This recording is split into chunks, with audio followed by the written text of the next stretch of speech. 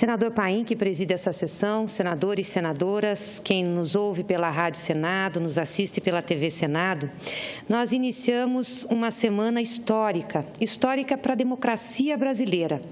Nós podemos fortalecê-la ou podemos golpeá-la.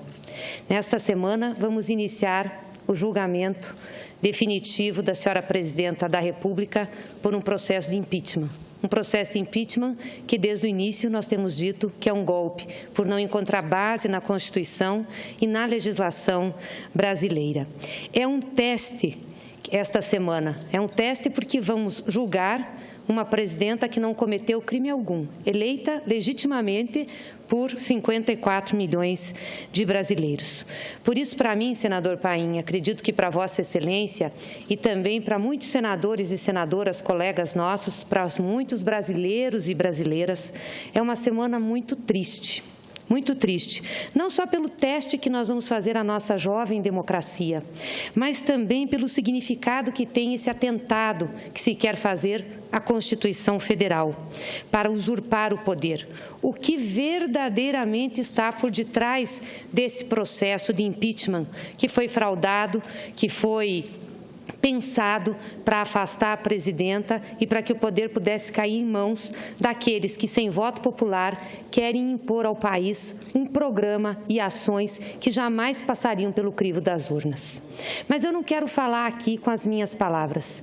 Eu quero hoje ler um artigo publicado no jornal Folha de São Paulo, da jornalista que é repórter especial desse jornal, Eleonora de Lucena, que para mim ilustra muito bem o que é que está por trás desse processo que nós estamos vivenciando e que vai ter seu ápice esta semana e início da semana que vem. O texto chama-se Truculência e começa assim: o Brasil entrou no centro da disputa geopolítica mundial. Tem riquezas naturais, mercado interno, posição estratégica. Construiu uma economia diversificada e complexa, terreno para grandes empresas nacionais e ambiente potencial para o desenvolvimento de tecnologias de ponta. Os Estados Unidos, acostumados a nadar de braçada no continente, começaram a ver o avanço chinês no que consideram ser seu quintal. Investimentos, comércio, parcerias com os orientais cresceram de forma exponencial.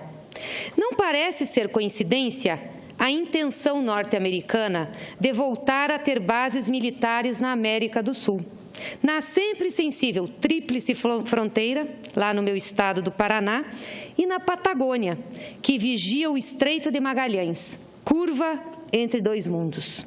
Nem parece ser ao acaso a escolha dos alvos do momento: a Petrobras, as grandes empresas e até o programa nuclear. Nos últimos anos, o país mostrou zelar por sua autonomia e buscou alianças fora da influência dos Estados Unidos. Com China, Rússia, Índia, África do Sul, o Brasil ergueu os BRICS e um banco de desenvolvimento inovador. Aqui, reforçou o Mercosul, alvo imediato de ataque feroz do interino, afoito em mostrar serviço para o norte e ressuscitar as relações subalternas. Esse contexto maior escapa da verborragia conservadora, ansiosa em reduzir a crise atual, senador Paim, a um confronto raso entre supostos corruptos e hipotéticos éticos. Bastaram poucas semanas para deixar evidente a trama hipócrita e podre do bando que tenta abocanhar o poder. O que está em jogo é muito mais do que uma simples troca de governo. É a própria ideia de país. O que está em jogo é muito mais do que uma simples troca de governo. É a própria ideia de país. Falar de lutas de classes e de projeto nacional deixou alguns leitores ouriçados, mas, apesar da operação de marketing em curso, os objetivos do atropelo à Constituição são claros: concentrar riqueza, liberar mercado, desnacionalizar a economia e desmantelar o Estado. coisa já dita por Vossa Excelência muitas vezes desta tribuna. O discurso dos 100 votos que se abotletaram no Planalto tenta editar um marcatismo tosco, elegendo um inimigo interno.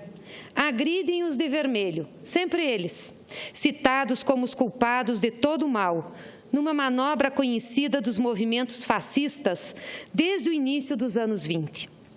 Quem se atreve a discordar do rolo compressor elitista é logo taxado de maluco pelos replicantes da direita raivosa.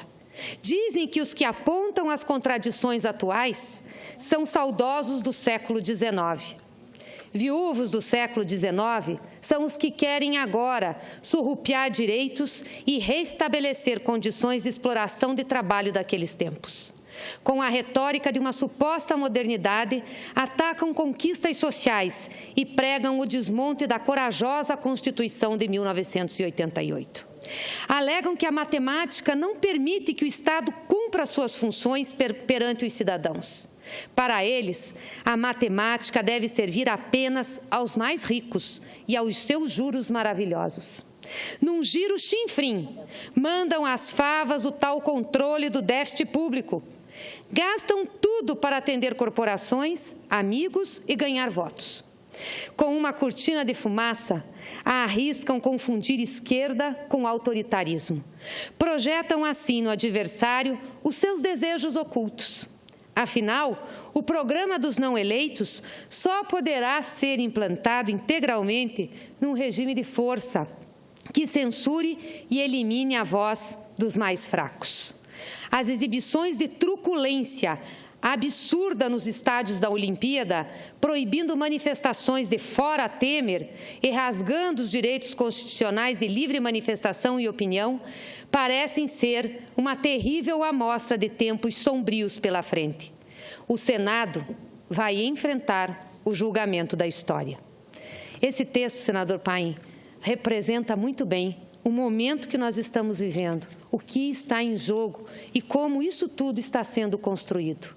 Infelizmente, talvez esse Senado não tenha a grandeza para dar a resposta a esse momento. Eu espero que tenha. Até aqui não teve. Até aqui continuou com um processo que é um processo maculado pelo vício, maculado pela desonra de não ter um crime a cobrar da Presidenta da República. Mas, mesmo assim, vai julgá-la.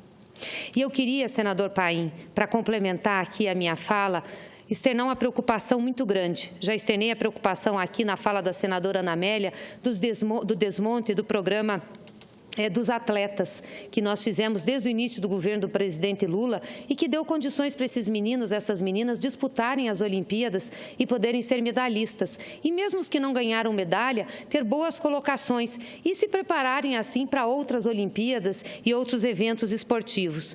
Mas hoje eu fiquei muito preocupada com uma notícia que saiu na imprensa nacional e que nós já tínhamos falado dessa situação aqui no plenário da Casa, que é em relação à extensão do programa Mais Médicos. Vossa Excelência sabe da importância desse programa que tem mais de 12 mil médicos do exterior aqui no Brasil, atendendo a população, atendendo hoje comunidades indígenas, os distritos indígenas têm os médicos que nunca tiveram, as comunidades mais pobres do interior, das periferias das grandes cidades, mudou a relação dos pacientes com os médicos, com assistência básica depois da chegada desses médicos, majoritariamente cubanos, que no início foram vítimas de preconceito, inclusive preconceito político, ideológico, e hoje a população os adora, tem como os melhores profissionais. Esses médicos podem estar com os dias contados no Brasil.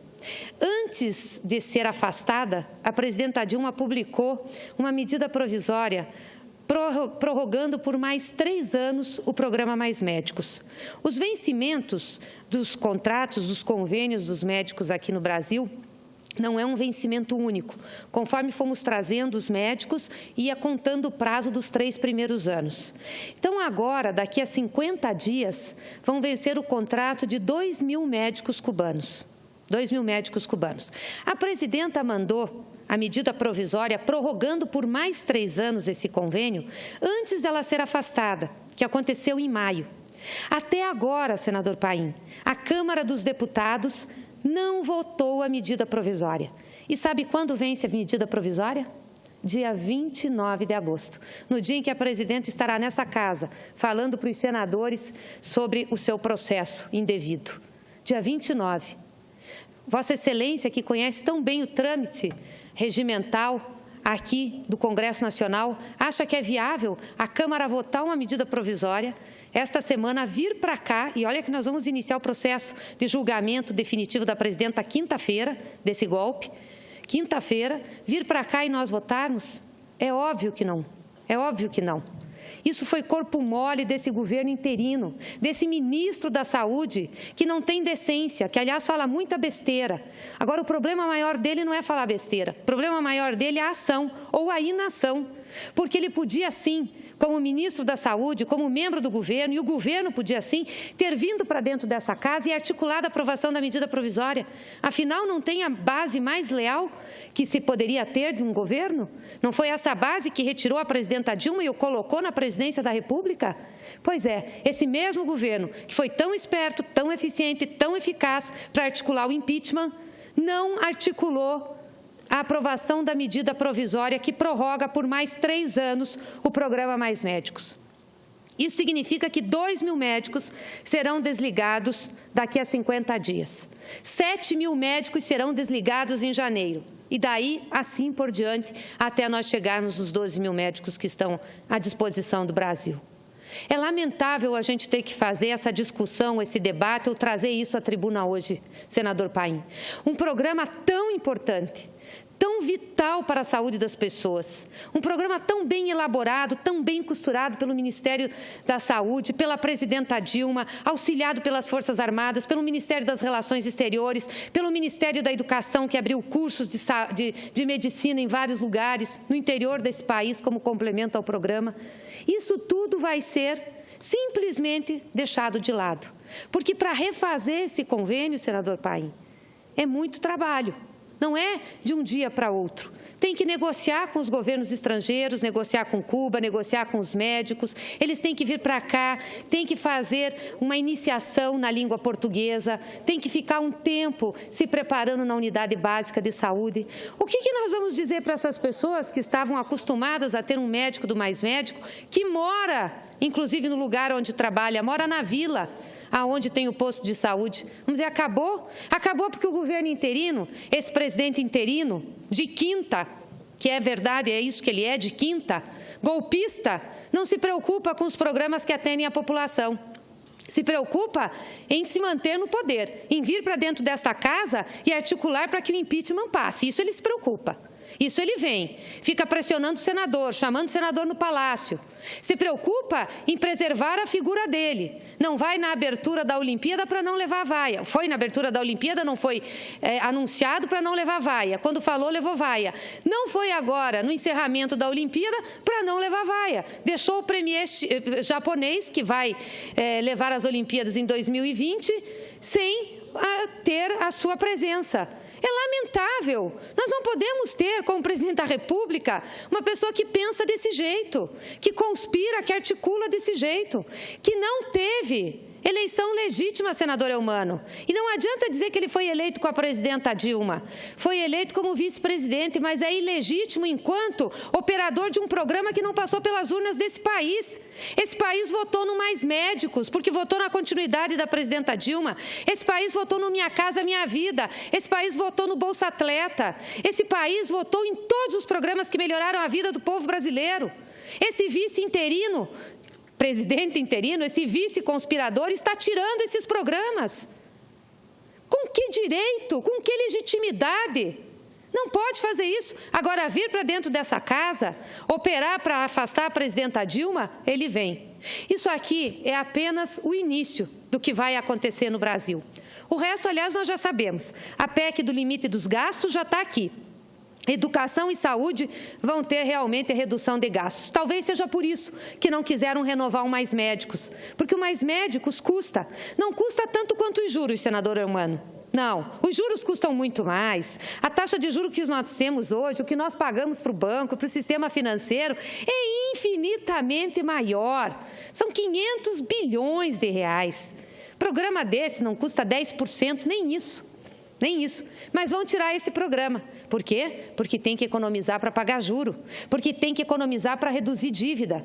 Não sou contra pagar dívida, não sou contra pagar juro, mas lhe pergunto, senador Paim, entre socorrer um filho seu que está no hospital e que precisa daquele hospital e, portanto, precisa ser pago, que Vossa Excelência precisa de um dinheiro, Vossa Excelência vai deixar de aportar esse dinheiro para pagar a sua dívida no banco ou Vossa Excelência vai lá fazer uma negociação?